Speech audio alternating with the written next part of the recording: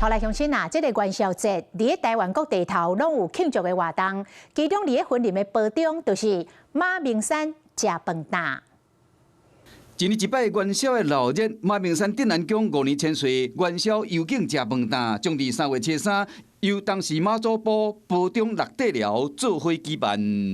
15年前是拢个人办个人的，因为阮感觉安尼吼，大家两庄来结做伙吼，所以阮来间协调今年吼，大家当讲两庄来做，应该加真闹热。400外户准备好这料理食平安，嘛要乡亲会当感受到在地人的热情。 不但食饭，还搁咧食平安，嘛邀请全省各地来到咱马明山遮吼拜拜以外，遮入来食饭担吼。咱保中因去串联一日游，就是讲咱去邓丽君的这个幼年故居啦吼，甚至即马搁上新的龙岩糖厂文化馆啦。